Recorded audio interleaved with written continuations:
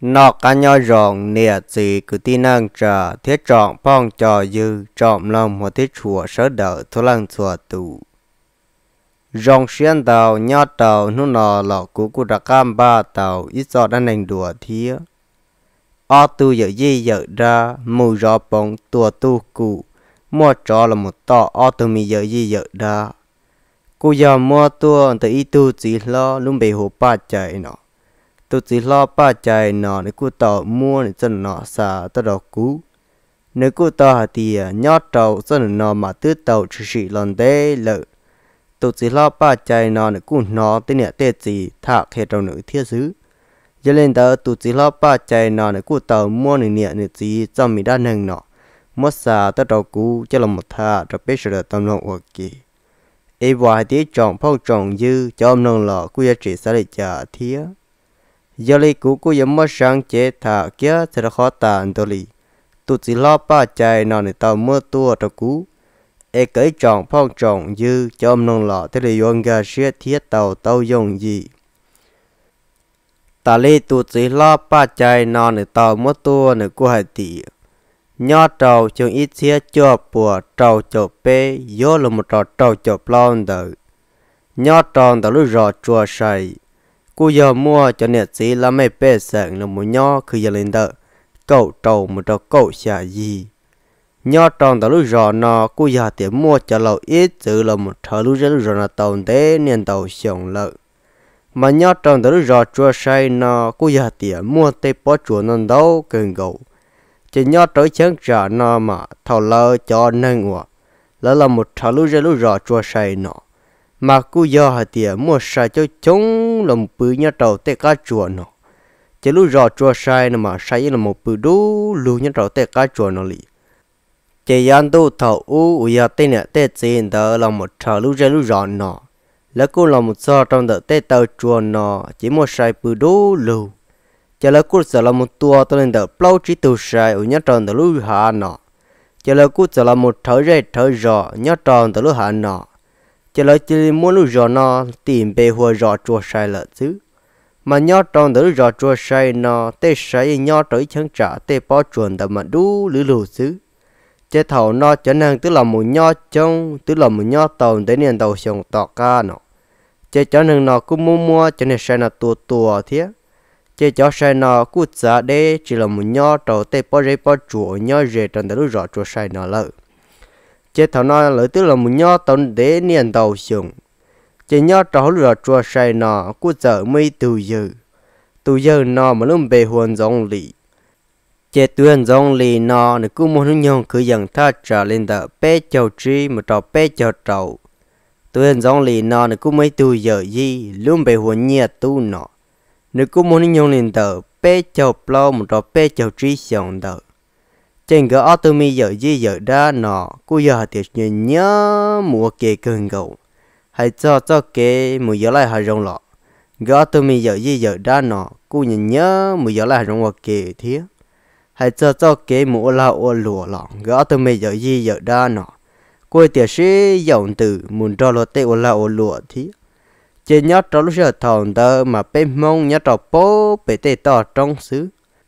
chỉ bé cho nhiệt gì cứ tin năng trà mông như nhớ trâu bố bé tê to xứ xứ giờ tiệt thầu tư cho non giấy nọ ta chỉ ý là tông kỳ tôi một trâu bố đã tên trong bùn đã tên lu rộm lo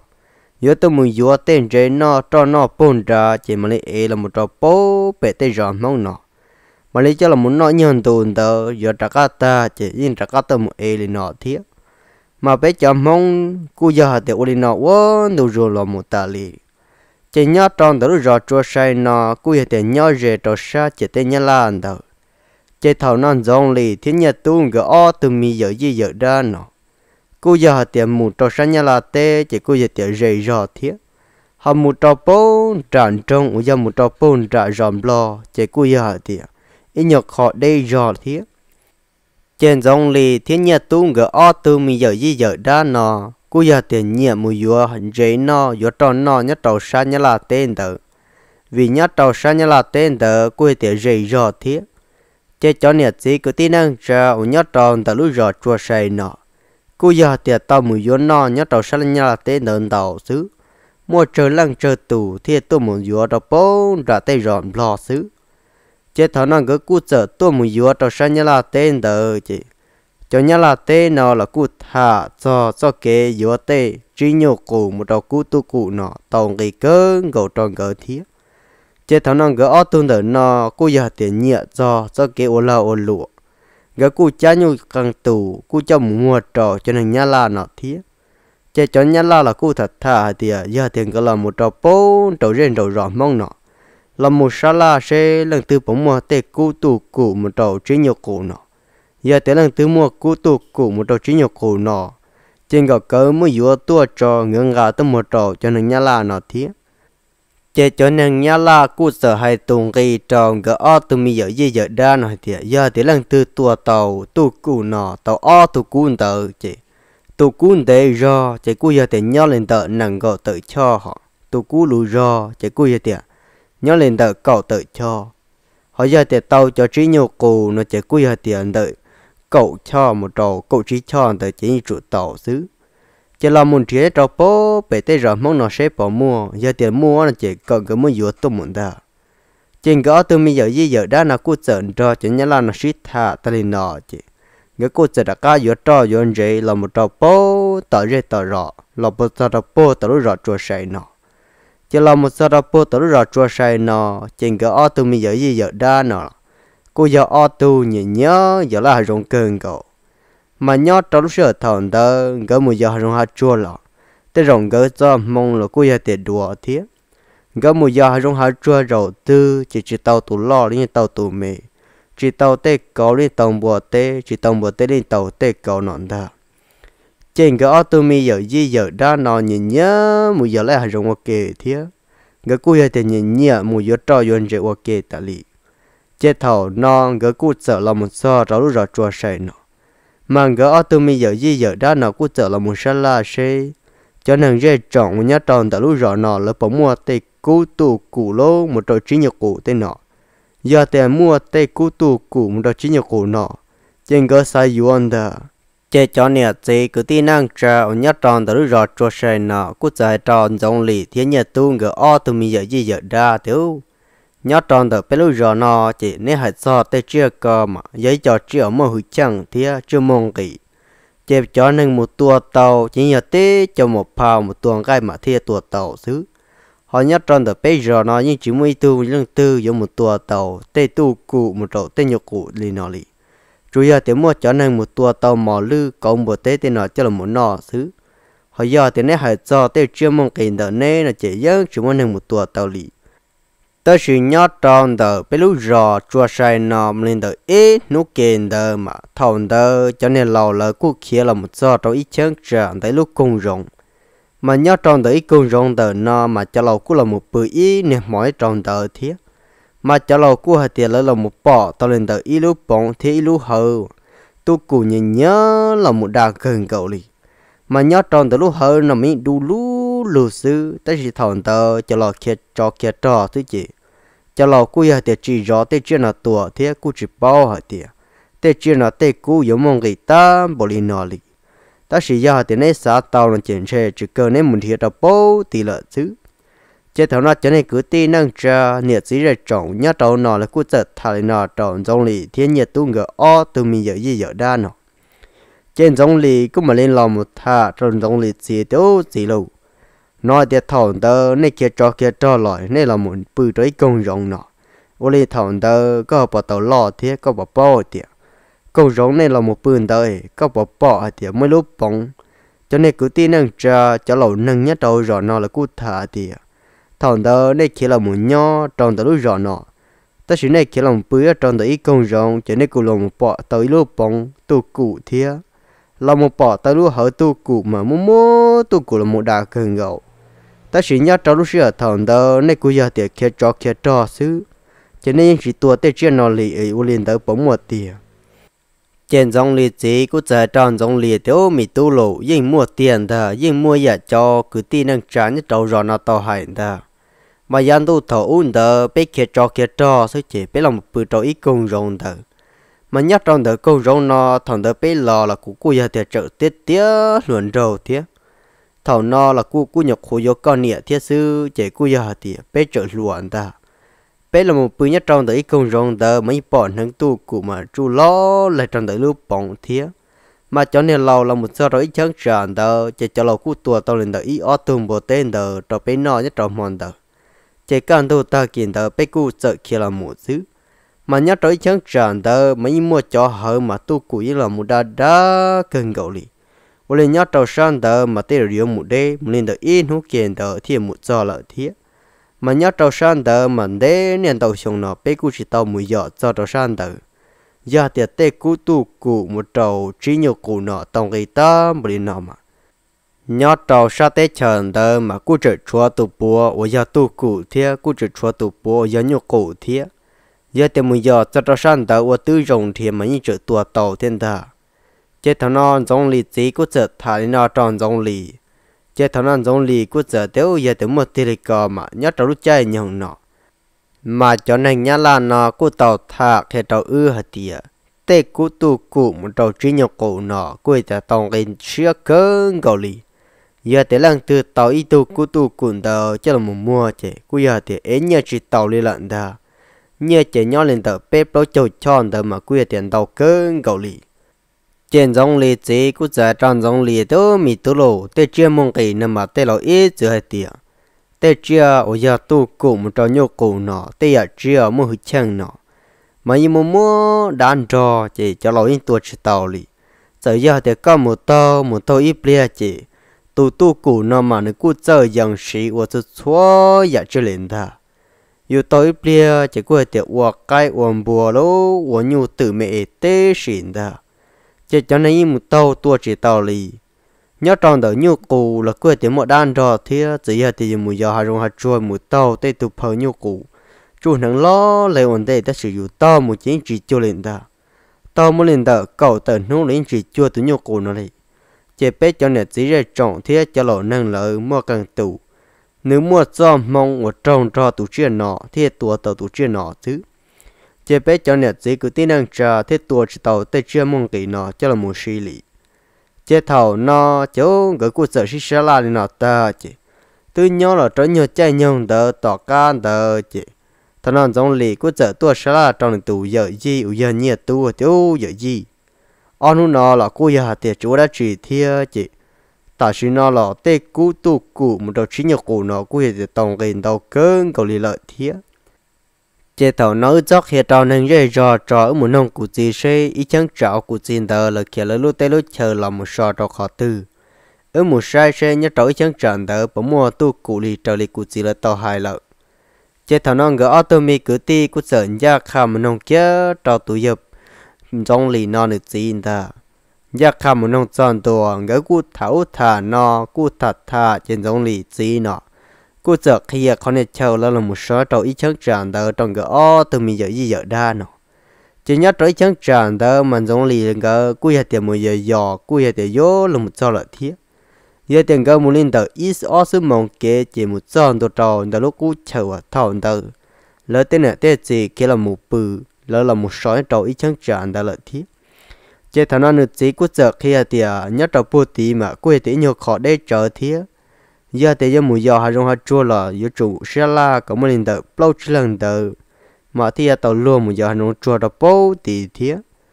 chế thầu nó cho nên cứ tin năng chờ là lương chỉ bao thì automi cứ tin nó lúc mình xia giờ xa một tua cả tàu ít tu cuộn đợi cho là một mùa thì mua nhiều mùa gì chế thầu nó cho nhá la những hai thì tê cú tu cuộn mà tàu cái xia cần gọi đi tàu cho nên tờ bé cho bao cho chỉ thằng nó chỉ mua sữa chạp là liền thà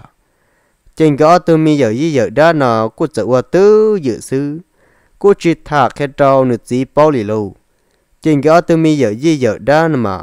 cái cô giờ là mùng ba tàu chua phọ mầm ba tàu chua phọ thì là mùng ba tối nay khó thu rồi nó lên tờ bao chỉ mòn tờ chỉ thằng nó cái tôi mi giờ gì giờ đó cô giờ tôi mới giờ hà rong mà gỡ tôi mới giờ hai rong rau tư mà gỡ chỉ ít处理ta sửa trả rau nòng gỡ tôi mới giờ gì giờ đó nó hỏi ấy là in đã chủ chỉ tao nói lần gì cũng chờ hai trâu tuyên giống lì tiêu mi tu bỏ nay mầm ba chủ ấy nãy giờ mới giờ hai rong trâu khó tư giống lì cú giờ tê trong này chỉ tiêu chỉ đầu tiên là tiền giờ gì bỏ này công chỉ khí em mua một tay nọ giờ mua rong một tay xứ trên cái cú chỉ cả khi trong cái chỉ thiê chỉ thằng nó tên này bao nhiêu nông là cái cú chỉ cả khi trong tên này bao nhiêu đi thiê trên cái auto mi giờ gì giờ đa là giờ chỉ khi trong lần từ bao lì trên cái ba tua trên cái gì hạt tiền ba trăm ba đầu ba tên này sáu chân ba tay giặc khẩu dân khẩu tê xì mà tê chưa mong kỳ nó chỉ giờ thì dùng một số đó bố tê chỉ nếu tao thọ thì chữ sang tê sang chờ mà thì tua tàu thế họ giờ thì có chỉ thọ có là tao làm một rõ sự chỉ tê từ chữ sang tê sang chờ nó dân chỉ cả từ chiều giờ chưa mong kỳ nó tao dụ thế chừng đó từ mi giờ gì giờ đó nó cũng ba khó xử lận đó thằng nó chừng đó cũng giờ tôi muốn đó chừng đó hay là bao nhiêu hay tiệt người tôi mua giờ rong lên tới ý ấm mòn đó mà đi lò xứ có giờ cho nên mua đã chi lò là cái chữ ổn định cho anh có mua giờ rong lên tới ý ấm mòn đó người mình trả cả lò chỉ thằng nó cho nên bao nhiêu là cú sa tiệt xuống này xua rõ mà cái gì mua giờ rong chỉ thằng nó anh này bao nhiêu là cú chỉ sa để trả thế chỉ thằng nó người ở tôi mi giờ gì giờ đã ở yên rong lì thiên nhiên tu người nọ người cú giờ tôi muốn đó gần đến trong tôi mới ê nu cái cô tôi muốn nên thiê cô giờ để chỉ bỏ đã chỉ lý thằng nó cái cô tôi một giờ đó bố từ lúc tới rong ở lo thế đã để cần gạo lực trên rong lì thiên nhiên tu người ở từ mi giờ gì giờ đã nào cô giờ tôi một giờ đó bố từ hà rong nọ chính chỉ bỏ thì to từ một trâu to từ lấy lợn đó chủ yếu thì tôi muốn gì sẽ bỏ lúc bông nọ chứ mà nếu chỉ thạc hay rong trong người ở từ mi giờ gì giờ đã là chỉ cái bố trời từ lúc bông nọ nhưng nhớ rồi rẻ tới chẳng trả nó xứng cái tiền thì sẽ bỏ cái cô sợ tôi nên thiếu chỉ tức khi dân đợt lâu mong kiên đợt chỉ giống lì cô sợ trong tù giờ gì nhật tu giờ gì ở từ tuần thì ế nên lúc nó là cô để chỉ bỏ thiếu chỉ ta chỉ nó là thứ giờ cho tao lúc chơi tròn tu chỉ ở mỗi lúc chờ bự trò để can tu ta kỳ lúc chuyên đợt ở mà lấy muốn thì sẽ bỏ đi trả trên cái tôi mi giờ gì giờ đã nó cũng chỉ là một pháo và pháo chạy lâu là một món nó ta cái cũng bự ế một can đầu thầu nó là một trái nó chúa ta chạy nhất trong hú nọ cái tôi mi giờ gì giờ đã nó cũng chỉ tàu sư phái muốn thiệt sẽ nhớ tới chẳng trả nó sẽ bỏ lúc bóng đi trả trên trong lì thiên nhiên tu cái tôi mi giờ gì giờ đã nó cũng chỉ tàu sư phái kỹ muốn thiệt ế chẳng trả nhớ trong đó lúc cứ hà lúc rằng tiền nó sẽ bỏ lúc bóng nhất trò khóตื่นta thằng nào cứ chờ muốn thế ế ta này xuống ta là cứ giờ để chỉ bỏ thì chắc cả là muốn nó xuống trong để khó cố ta trên cái nó xuống ta trên trong lì cứ giờ trò nhất tu nhất trò rộn nó chỉ nhất trò chẳng trả nó tu muốn thế xin thế xua lợ chiếu nó trò cứ muốn thế có đây cho khó nó sẽ bỏ đi trả trò giờ để chỉ bỏ nó chỉ can tu ta kỳ ứ tua sẽ bỏ tàu nã tàu nông tây nó chỉ một chế lợ xứ họ giờ để bỏ nó chỉ quê thì sai sẽ nhớ tới chẳng tràn đỡ tê bóng nào bóng một chưa làm hồ lý trả lời trên cái tôi mi giờ gì giờ đã nó cũng chờ nó sụt ta người cũng chờ muốn tiền ta trên thằng nó người cũng chờ mua ok chỉ nhớ tới bố thì tê rong mà giờ để chỉ chuột tao lo bể chờ thiết chỉ ý là như muốn trụ đến lên tờ nâng cầu mẹ bé chờ mẹ lên tờ xứ chỉ có nhớ tới tao có số câu là của dân nọ cũng nhớ tới tao nó là của số câu là có dân nọ thiết trên cái tôi mi giờ gì giờ đã cũng chờ muốn lên thiếu giờ là bố tỷ luôn này tàu chùa cứ là tiền mua cho nên bao giờ lo cần gạo thiếu cho chả nhớ tàu tàu chùa chỉ là mua cho nên để chờ họ cá chùa họ lọ chỉ là chờ tới cho đây chỉ là một tăng tới lúc bà đây chỉ lúc bà đây nè mà giờ lúc bà đây ở mua cho nên của tàu cần gạo chỉ nhớ tròn từ lúc bà đây nó chỉ là lúc bóng tu cũ ta chỉ lúc bóng tu cũ nó mà tu cũ như là một hầu chè cá mà cơ càng trên tổ hầu châu để tê lại đó chế thảo nó gỡ tu một bỏ lúc bóng nó chỗ một trong gỡ tu mi giờ gì giờ đã là chỉ rong sữa hàng lâu trên dòng lì thiên nhiên tu gỡ tu mi giờ gì giờ đã nào cũng dẫn ra khá một sai kilo bóng nó sẽ tụ tu cũ tờ bóng kỳ làm học bóng lì trả lời gỡ cũng dẫn ra chạy một son tờ bóng tờ và trả tu cũ trở lòng kỳ là một chiếc chiến đà là một chú chỉ cánh trở cơ cẳng ta và trong cái tôi mi giờ gì giờ đã là trên tàu xuyên đó bông xứ luôn chỉ xuyên ta thằng nào người say chẳng tràn ta tụt tụt cũng như trở lo trước khi họ nhóc cái tròn đàn đê chỉ uo kia luôn nè hở chỉ tu của nó là một hậu bóng ta chỉ nên một đa hở ta nếu mà lên một nó rau lợn thứ mà thua mò mà như là một chiếc chỉ lên ta trên gõ từ bây giờ đã ôm một chiếc hàng lâu nhất trong mà nó chế thọ non gỡ cút giờ xa kia tiêu rọn ta sẽ bia tụ phơi tu của nó bây giờ là một hậu bóng lì chán ta trên giống lì cút giờ trao người tu giờ gì giờ nhiệt tu tiêu giờ gì nhiệt tu lộ ta sẽ nói tu bỏ lúc bóng lì nó là gì ở muốn thiệt cả tới nó khó chờ bự trò nếu mà làm một say trắng tràn để nó sẽ bọn gì giờ rộng ở lâu giờ để chỉ rộng ở lâu là chỉ là gì mà nhất là số này bao gì mà nhất trong từ lúc bóng nó chỉ cũng nhớ dễ trong những đồ cá chùa thiệt chỉ cũng giờ tìm mua cho nên bao chùa tu tê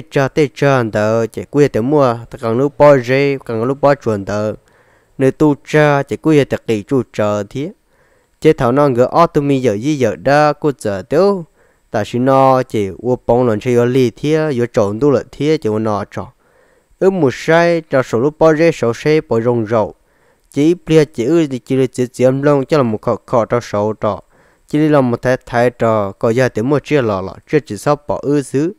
chỉ ứng dêm nhất cho sầu này bao giấy sầu xứ trên cái auto mi giờ đó là cú dần dêm một sau đó sầu lọ lúc bao giấy sầu như đủ những tia rồi rồng rộng cho sầu chỉ thằng nó cái cú giờ tiêu chủ là chỉ muốn thiệt đọc ít nhiều khó chờ có đây cho trò khó nọ trò ở một hoa rau hoa món nó món có cho mà lên dê tôi một rau đọc bể bông bể non thôi trên cái automi giờ đó nó cũng giờ lõ nhật kho liên tự cậu là thì tập bốn đặt cá trông đã nó là một giờ tập bốn đã nó cũng là một chiếm lông chơi là một tàu luôn để chạy phăng xua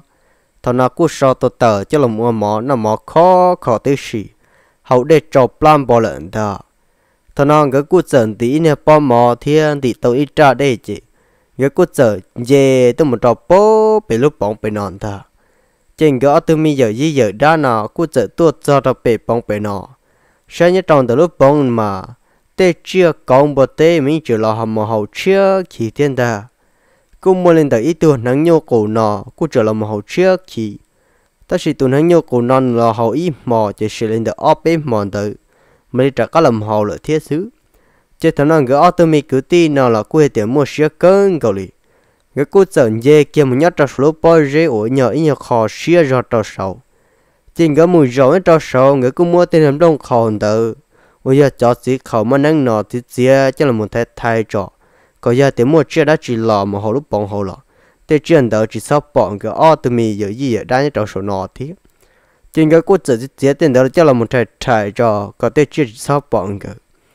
trên cái cô dẫn nhau tư dự sầu rõ luôn người rõ ế ta mò và vô can đồn tờ ủi giờ tờ bê mộng trò plo mộng tờ chỉ qua trong cái automi giờ đó là chỉ cho rõ cần gạo luôn chỉ qua chàng cái chỉ li cho rõ số này bao giờ nó là chỉ người cho rõ ý nè mò chỉ can tu thằng nó chỉ người nó lo qua chả nông đa mà tới giờ sinh kia là thế chính cái là chỉ lo qua chả cái mà chưa cho hợp bóng mà lúc bà đây đã mấy chuyện đom liền ta tôi cũng đã nhớ có là một học kia lúc bông ta chỉ tôi cũng nhớ có một thao bờ xứ mà chú tên đen ta mấy nhà thì chú tên lông lưng mấy chuyện nôn đun ta chỉ thằng nó gỡ tôi bây giờ đã mà đang kia là một sau trong lúc bông ta qua cha lúc hơn ra mà tôi cũng nói tới là một đà ít tạm mò nó ấy tôi cũng nói nhớ có học bông thao bờ tôi cũng nói nhớ có một thao bờ là xin ta tên nam đông lưu của tôi của nó chu chỉ trở nên đủ了chứ chỉ thằng nó gỡ từ mi giờ đó là cú sợ bỏ đi nó chỉ ở trong gỡ mua xe hàng lâu trên giống lì tu giờ giờ nhẹ tu nó cú giờ trong giống lì tu đã lâu giờ tu của nó nhặt khó là một hộ đâu bởi nó xứ trở chu tên nam đông lưu đủ lù thiên đủ rồi nó chỉ tầm mù trên giống lì cú giờ trong tu giờ nhẹ tu nó tu giờ lâu thế là hai tia tê tu của nó mà rất dạng cơn cầu như tao bài chỉ gieo ôm bùa gieo cái chỉ tao chỉ bao tao lên lận ra chỉ cái liệt tu của nó chỉ chơi tao chỉ tao bỏ thiết chỉ nhỏ tư giữ rõ mòn gì tôi xuyên thấy rõ mòn gì ta thấy rõ mòn nó mà giờ tự cho trâu rõ là sư chỉ lử mò chữ cho trâu rõ rõ mà lên nhỏ mò có càng đâu xe tu của nó là một lý chán ta chỉ tôi duy nhất tu nó cũng sẽ cho dân giống liệt tự lên ta làm mà thằng nó chèn cái ở tụi mình giờ đã nọ cũng giờ khó tí gì mà gỡ tụi một tua tí chia lo nè mà gỡ những cái cho họ giờ thì xa đồng một trò gì đó chua đỏ tên nọ chế cho họ tôi chia lo nọ chỉ như thì tên lẩu ít chữ mua là chèn cái chỉ là mua tên lẩu cho nên họ nòng cả tua xứ chế cho họ nọ mà như thì tôi lên từ all là chua p là chua tên nọ lên đó mà tua tôi chia ở giờ thì tôi chia chỉ một đá là chỉ tê chắp lợ chứ giờ thì cho chia một đá chỉ một cần rộng như tua chỉ chuẩn đó phải chờ thế chế thằng nó gỡ ở từ mi giờ đá nọ cũng giờ đã cả là mù đầu bố đã lúc trẻ phân xua nọ trên gỡ từ mi giờ đá nọ cũng mà lấy làm mua chạy nọ ta gỡ từ mi giờ đá nọ cũng giờ xí xa la đâu nè mòn đời giá vô can đâu chuyện chữ cho trôi ra chuyện gì tụi của nó nên làm mua đây là lâu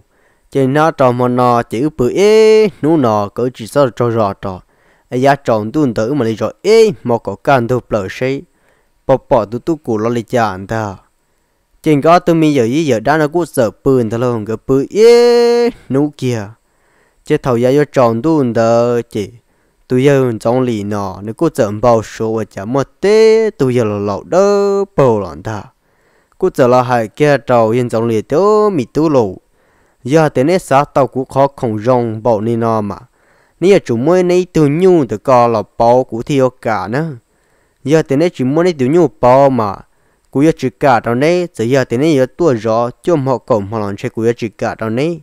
giờ tới có cả mỗi có từ nhu nữa có bao đó cũng thiêu là chị tới rồi cũng cả của tụ chuyện đó có thiêu trên giống lì cũng giờ tới nhưng mà cũng mua cơ ta chỉ giờ tiệt giờ cha tôi muốn trâu bò thì ta rong nào mà sẽ cúi chỉ cả ta chỉ giờ thì cú tua tàu có tụ chia lỡ nè chị cú một trâu bò thì chơi thì trò cũng là cha của tụi nhiêu tua đầu co chơi thằng nó tụi giờ là lò thiếu tụi nợ co xứ của nhiều tàu chơi thầu non giống lên riêng tới ít sang tới qua cha một tí tụi phải nhớ trồng tới ta giống lì cú giờ thì tàu cơ là mà giờ thì có yếu nè chị ít chỉ是có cho có tụ chia là cho của tua trò cũng mà lấy một của tụi nhiêu trò co lấy thằng nó tụi giờ lòn đó giờ thì urin đó nó mì tu nữa giờ thì có xã tàu lấy có hay nó chị cú vô có tụi nhu trời cũng mà đi mua của tụi chia đâu có chứ tụi giờ lò bao đôi bọn đó chỉ sợ lấy mù lợ chứ thằng nó giống như chỉ thằng lọ qua trà cá nông mà qua rợ tên nào mà chơi rợ xứ giống như cũng mà lấy sợ lọ cho giống như cũng mà lấy cha là tụi giờ gì giờ nhiệt tu nữa sợ là một cho trên giống như cũng sẽ cho nên tụi giờ gì nhiệt tu thiếu giờ gì có bự có bằng một số ở cha của bự của là tới tương bao số chớ cần cầu lì cũng tới tương bao số thì mấy tụi giờ là lâu bao đỡ bao lọ nếu quốc gia thì giờ từ xã tàu này khó không trực chắn bộ linh đó là chị còn mấy tụi nhu cho một bao mà thì có cả thế chứ thằng nào cũng quốc gia hay tàu nữa thì giờ thì được cả nữa tụi chuyên được tàu là chị mà lấy mua nhu cho tôi một thể cho người ta chị của hai ta lên nó chị ở nhà nữa giờ mù lợ chứ chế thầu nó trên cái auto mi giờ đã là cũng giờ xịt thà chế ôm cái auto nó là cũng auto lụa thế nó nhung nhục lên tờ bé cho plo một trâu bé cho chỉ bé cho trâu xong nó xứ chếแต่cái đa khổ là cũng chỉ tàu bom một lít từ thế thầu nó là cái auto tờ nó là cũng chỉ chuẩn nhẹ cỡ cho cái đa cái khổ thế trên cái auto tờ nó là cũng chỉ bao cho thế lụa tệ đa lụa tệ là một hai trâu dù chỉ là tiền nhu nó chỉ là dù cho tin năng lận đó họ giờ thì bé cho tin năng nhất cho số gia chân số nó chỉ tiền nhu chỉ giờ nhu thì tiền lên đó chế thằng nó gỡ từ mi giờ đã nó cũng chỉ bao chỉ tụ giờ gì giờ tụ giờ nhiều tụ nọ cũng chạy tròn rồi tụ đã lâu rồi giờ giống lì rồi tiểu đã lâu giống lồ giờ thì có tương bộ số nó chỉ tới rồi tụ giờ đây vô cả lần ta mà tụ cũ nó mà dây tụ chỉ ở mông cái thiết tụ cũ nó tòng cái cơn cầu lì chỉ cứ muốn nhu cho một thể sẽ là bỏ ít nhà nhu nó tới mua chỉ tàu nhiên đồng là trả thiết chỉ giờ tiền được cả nó chỉ để tức là một bao số lên đó cho có lợi chỉ cứ mua lợi xa lên đó cho nữ trò cứ mấy túi nhu cho tôi một thể trò tua tàu tu cuộn tờ là mà lấy mua túi nhu đó cho là mù qua trong nữ chỉ tư chỉ là qua trong nữ nọ thế qua trong nữ nọ xứ chỉ cô sử mua túi nhu đó cho là mù qua là bỏ trên cái từ mi giờ đã nào cuộn tàu chỉ trâu tụ giờ là lòn tờ chọn dưới lù thế trên cái cuộn sợ xa tiệt tới rồi tuần tờ giờ thọ cỏ phí dẫn ít từ phở nhu thế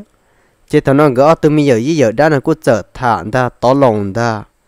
người cô chờ sẽ thả ta nó chỉ người cô chờ thầu người lúc nào là cũng mới ở bên tu xa thì mới cho ra khẩu dân khẩu mới chọn tờ tê xịn ta chỉ người cô chờ là một chỗ tờ lơ chỉ người cô chờ lơ xa nhọn cho bà chỉ người cô chờ tiêu ứ tờ lòng ứ cạn ta giờ thì có cả các đồ chia trâu ứ chỉ ứ cả ít tiêu nhu rồi còn ta chết thầu năng gỡ từ miệng gì lỡ chút chua ta lên nó chỉ gỡ nó chút chua một tàn thọ chỉ đứt khi lên đợt bao mộng trò trí mộng nọ chỉ gỡ từ miệng gì giờ đã là cú giận về kia tôi một trò bố bị lúc bóng bị nọn ta chỉ gỡ từ miệng gì giờ đã là dân chỉ bao hai tiề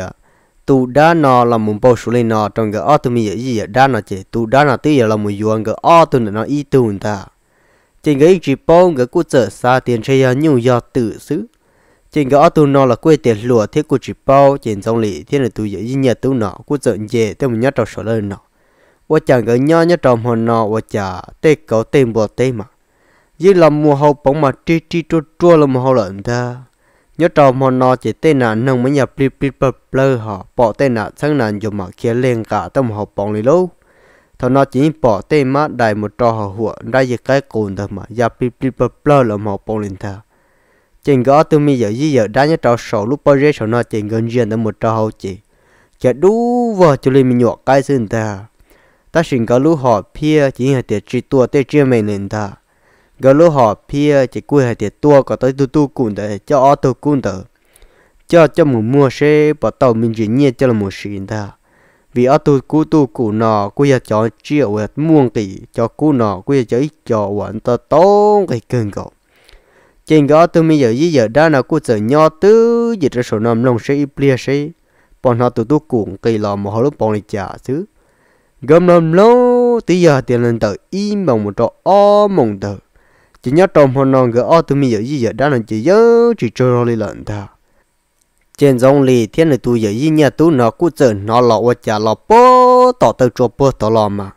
trơn trải tao cho bơ tao làm ta trong tua kia cô bơ tao làm mấy chuyện trở lên ta lo bơ tao chỉ lo trả không mà tin thở bơ tao làm ta chế thảo non gỡ từ miệng gì đã lâu này cô sa cái téo tu cụ lo lợn ta lâu gỡ cô giờ kho phò câu tí xì lợn ta chế thảo nó lo chạy cái tròn tự nhờ còn thì chớ ở bên trong nhân đồng tự chuyện chớ tứ tỏ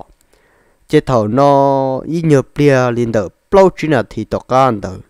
cho chả giờ nó khi cô là muốn dạy chớ đỡ đỡ bông lần thà là muốn cái kia trò bông chế chu kia bông chế này tu cụ nó lấy như lo thì lâu là một chú lúc bông chế đó pro trâu chế là một cái chớ trò bông chế thầu nó là muốn hậu đây cái trò chế cụ đây chọn đó chê trò lần thà gõ từ bây giờ đã nhớ trò sổ nó chỉ ngỡ ca lòng tân được một trò hậu chịu tê từ phở tu của mà chò bầu ta tỏng cây là một hậu bông chỉ nếu muốn nữa thể tiền kỳ đâu một trò lúc bông ta là một hậu đây hả nếu giá chế chỉ chịu nhớ chứ xía trò sổ lúc nhiệt cha sổ luôn trên dòng lì thế này tôi giờ ý nhà tôi nó gỡ chỉ lì tròn dân giá trong đuôi trò chuyện gỡ ở từ mi gì đó là mà gỡ ở trà phở mà yên đi cho mọi sự đi cái nhà trò tê xì lợn thà gỡ đón tu ở tê trò chuyện tu cụ tê chuỗi ra trong đó mà tròn tông nhất rồi chân trần mà đã gà to xin ta thôi nó đằng gà to chỉ lì tông trôi tròn đàn để giữ chỉ lì đòn tới là xin ta chia tròn tới lợn thà thằng nó chế tu giờ gì pha ma thằng là lâu chế tu giờ gìจะให้ cái trò này tu đã lâu giống lì tiêu đã lâu rồi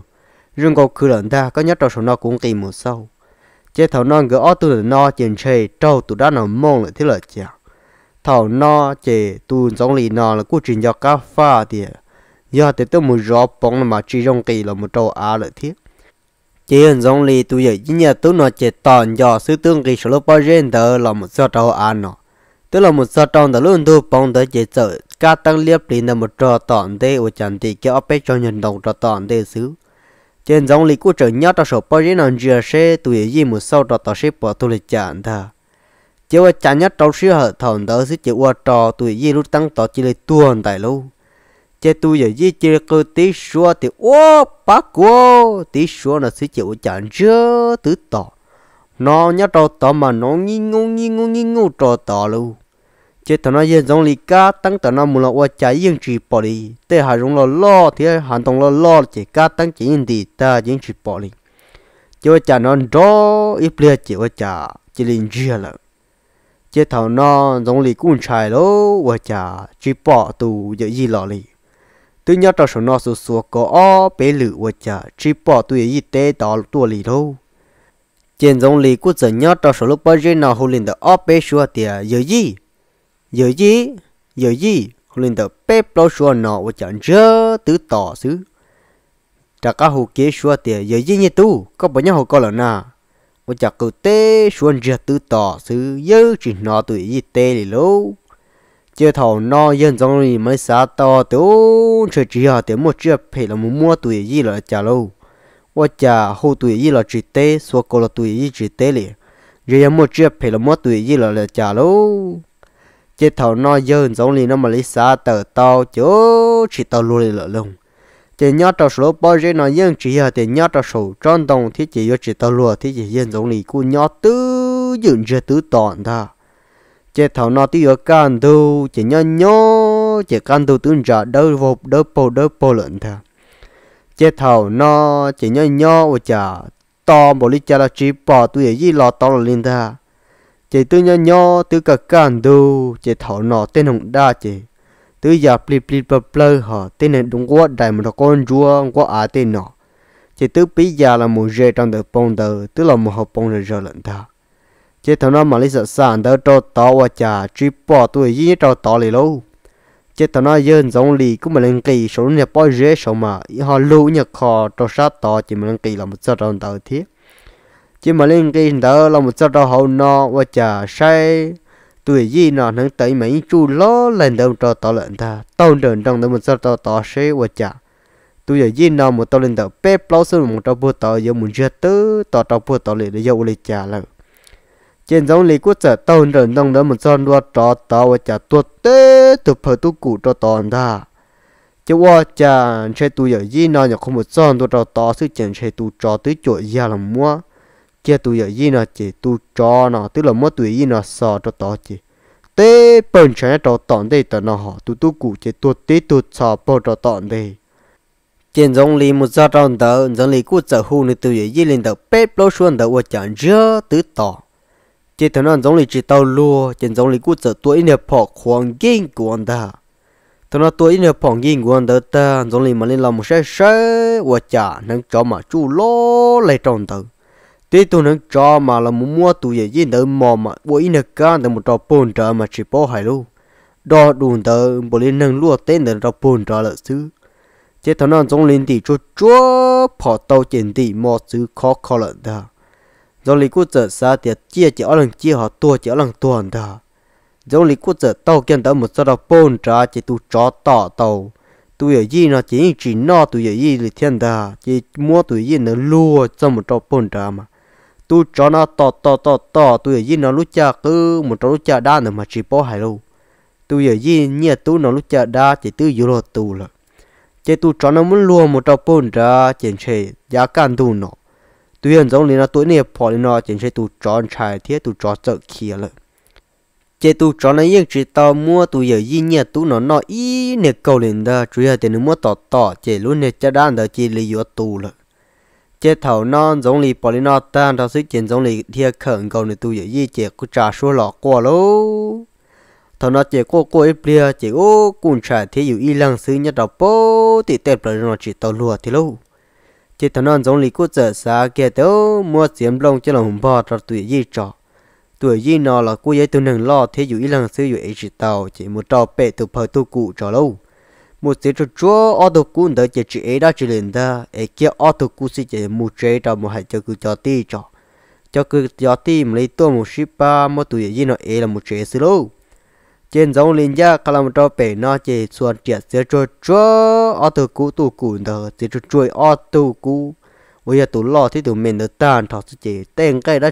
chỉ vô lên ta làm một chế làm một khẩu cho cho nên cũng mỏ hoàng gỡ từ mình giờ gì giờ đó là uo chế chỉ làm một nó cho nên cũng mỏ chế tua kiên đỡ để chế cái cấu xài là một chế xíu đâu chế can tu trong xứ chế tu giống lì nó thiết tổ phòn từ là một trò bố từ rõ chua say nó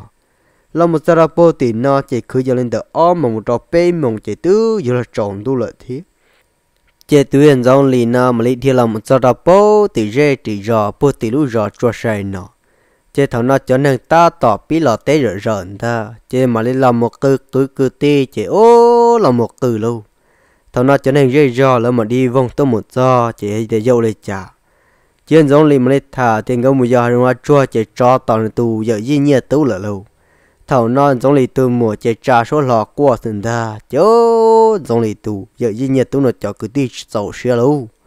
chỉ chủ hai tiền giống lì trong một tua bỏ trên một tua chỉ nhẹ cho bố thì là xin ta lấy chuyện cho lên ta chỉ thầu non giống lì cũng mà thấy bỏ trái giả thì chỉ cho lên ta tí giờ tiền cái tua tới từ phở tu cụ ta cái tua tàu tan cho chỉ sẽ cho nữa qua lên đi trả lì cho nên tôi giờ duy nhất tôi nói chỉ liên cái vi vong một xe tôi lo lại chán ta chứ cho nên tôi giờ duy chẳng cái vi vong một kia chứ ở chả nếu chỗ nhớ tao sầu non riêng ta một trâu tỏ xe tôi giờ duy nhất tôi nữa một xe giờ lo chả cho nên mà lên cái mù ở cho nên riêng xứ tàu một son tôi tao tỏ tôi phải tôi cuồng cái tôi tao tàu ở chả tăng tuần ta chỉ cho nó mà mâm lâu nó tôi giờ duy nhất tôi nó lúc xóa cứ tí xóa thì ô ba nó sẽ chuyển riêng tư to lên lần ta chỉ nếu nhỏ càng đâu nếu mà lên một giờ bố to chứ ôi tôi能cho mà chú riêng lo cho to tê tôi能cho mà lo lên ta nếu có mà lấy tao sau này càng đâu một giờ bố ra cứ ha chỉ tôi mới tùy yên được to tôi được bố ra mà tôi cho nên yên chỉ tao nó tôi giờ yên được ít câu lên ta chỉ thằng nó được chỉ tao tôi cũ cho nên sợ kia là muốn đi nào là sư chỉ yên chỉ bỏ thì tôi giờ yên nó lúc chế cho tôi cho nó bỏ tất cả là muốn no liền lờ chế thằng nó mà lấy mua tôi cũ nó đầu cho nên cứ tin năng trả sai chỗ cho nên cứ tin năng trả chuyện rằng này thế lâu chế thằng nó là cú sợ sẽ là chỗ nhất trong mình nó là quê để chọn tôi là thế chỗ nó chọn tôi chọn tôi là chế can tôi ta kỳ có sợ ý mà nó có giàu chọn sợ lấy cha là cho nên cứ tin chỉ chuẩn rằng thế chế ta kỳ cái là tờ cá cho bé mù nữa chế nhớ trong mình nó chế tuyển giống lý như bự ấy mọi chỉ cho rõ lên đó thằng nó nhớ cú sợ bự mà nó can tu ta kỳ chỉ là cú sợ nó mò chúa thần thọ sư là cú sợ thì có tu yên giống lý là cá cho là tôi một sai lâu chế thằng nó yên giống lý cú sợ chỉ cho chúa lên tờ lâu chỉ tôi cứ ti khó còn đang gặp khó còn ta thằng nó chỉ cú sợ hay kia tu giờ duy nhất tu cho nên cứ ti mới lên tờ trâu xả lăng chỉ nếu cú sợ tôi muốn ta nếu tôi muốn rộng nó chỉ tôi một cứ tu giờ duy nhất tu nó lúc chế đã có là một trò bố thì nó chứ tôi một do sẽ tu cho và tao làm nó lại chả chứ cha lấy cho nên cứ tin là tôi một chỉ lấy trợn trồng ta lấy chỉ trắng trồng ta lấy tôi một chỉ đi ít sợ tôi một chân tao bố thì nhỏ chỉ cứ giờ lên tờ bé mong trò bao mong nữa sẽ chỉ tôi một chân tao bố trồng nó chứ cha lấy một sai cái tròn tao cha tôi tê tôi phải tôi cố lì tôi yên giống như nó tao hại ta lấy cũng mà lấy tao kia cho cả tao một trò bố ra chỉ một sai chỉ tôi giờ gì nhẹ tôi nói như tôi tê tôi sẽ xả tròn đào lên ta tôi hiện giống lý nó thầu vô lò chỉ nên cút chiếm đông trơm đông tầm đấy chỉ là một bao lúc chế cả tôi cho lò tôi cho bỏ tên đến đông rúa làm bao chỉ tôi cho là chỉ sao là một nọ thế chế thầu nó lên mà lấy một sai or chỉ lúc này chế đá này chỉ tôi cho nó mất so chỉ lúc chế đá này chỉ tứ vô tù tứ vô bông sọt tệ chỉ là bỏ lên nọ ta chứ thầu nọ chỉ lỡ mà lấy xương cái rủ lâu cho nên cứ tí cứ giờ tới ô ta xin nói cho chọn đủ thế chịu nó cho bên mua tủ cứ nó lúc chế cứ nó một giờ bớt tỏ khó để chờ à nếu tủ nên lúc chế bớt tỏ thì bên mua tủ phở tủ của nó lại tao một bớt tỏ cho bên mua ship bát bùn tao một bớt tỏ cho em một giờ bớt tỏ bên mà lên một thọ có tao luôn qua nó lo bớt tỏ bên bưởi cho mà thì tao luôn nữa giờ tới một chỗ này nó mà giờ chỉ tao luôn bưởi chắc trả rồi nó thì chỉ là cô giờ mua tủ giờ ý nghĩa tủ chế tủ nó cứ là một giờ tỏn đây nó nếu cô giờ là mua tủ của nó phải lố phải ta chỉ tủ tròn tu nếu mà là một giờ bữa tỏn nó chỉ cho lúa cũng là một tàu ít luôn đừng cua là thọ tao luôn cua chỉ khó còn ta sau kia cho nên cứ tí là tôi một cứ luôn như chế tua là chị lấy một cho hậu tới xì là cô bự nhất trong một nó ế một chả giờ chuyện nó xuất ra đó có từ liền ta nhưng giờ tới tỏ lại thiệt chỉ nhớ trong nó là cú bự ý mòn rơ tứ tỏ nhớ trò luôn gồm bộ là thọ tàu nọ thiệt chỉ can đâu ta kín tao chỉ nó cho chúa chạy tàn thọ mua chọn cái tu cụ chỉ lấy những lại tí chọn cái những trí sinh ta cho bớt xa chính chỉ ra chỉ lên ta tu cụ nó là quy tu lo cơn gầu chỉ mỗi lần đầu bao lần ta chỉ những chỉ em cái lên ta suy lòng đầu cứ tùy gì nhẹ tu nó lúc chỉ tua xứ họ lên đầu trâu xả lần gì lần tên nó chỉ em cái dụng cụ từ sinh ta chết thầu nó là cụ trở làm mù lố rồi sao ê nông rừng chờ chỉ thầu nó là mù chỉ là một sao đập bô từ giờ nó chỉ từ giờ lên đầu trí mộng trộn tu kiến từ mà đây là một sao đập bô từ giờ chua say nó chứ mà đây là một con một cừ lâu chỉ cho nên trâu chó tỏ nó mà tên lầu nhá trâu rõ nhớ chỉ bú cừ là một gạo vào chế thiết chỉ là cừ chứ là một cho đập bô đã tiền ra thứ chỉ lấy cú là một nhỏ rõ ê nè mình được can tu ta kỹ chỉ cho nên cứ tin năng ra nó cũng mà lấy tua sứ xa la lâu thằng nó chỉ lấy cú sợ mất diệt gì chỉ tuyên trong lì nó cũng ta tan cho nên tụi vậy như tụi nó luôn đằng ta chỉ thằng nó tụi ta lên nó là tụi mua tụi như tụi nó chứ là mua đau của ta tụi mua tụi như tụi nó chứ là mua bỏ chơi chỉ thằng nó là cú chỉ là một thà cho nên là dù cú tu cụ nó chỉ ô cái ở lên một tua tàu lâu chỉ giờ mua xí phải ta thằng nó tụi vậy như tụi nó nữa họ tàu tu lại thiệt rồi giờ mua phải khăn đầu cho nữ thiệt vì giờ tiền nữ tua lại chị thằng nó giờ mua phải khăn đầu cho nữ chỉ cái thầu nó từ nhỏ tới nhận tụ tỏ can tờ chỉ sợ mua tụ cú tụ cụ nó cho mùa mua chỉ tụ cú tụ cụ nó là cú chỉ để tòng kinh đầu cơn cầu lại thiệt chỉ thầu nó cú sợ mua khăn nên tòng tờ cho là một phải tròn tụ giờ yên nhật tụ nó tụ tụ lại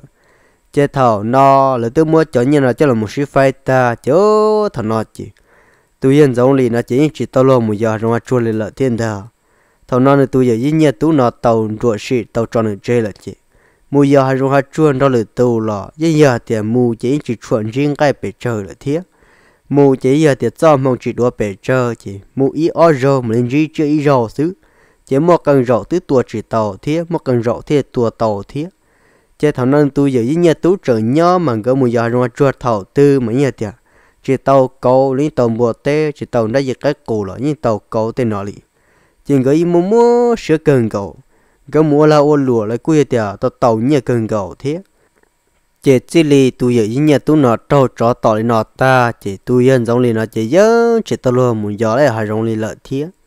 chỉ thằng nó chỉ là muốn nhớ trâu ra hồi rõ chứ là muốn trâu bao nhiêu tụi sẽ ô liu tê lợi xí lâu cho nên cứ tí lấy giờ mua giờ hay rong lọ mua rau ý lên tới ý ở rau quê tiền ra cho nên cứ tí mua lên tới ý rau ở rau tên nọ thế chết thầu nó cứ giờ tiền là mua nho chỉ cứ khó sức khoản ta vì thầu tôi ý nó trợ nho chỉ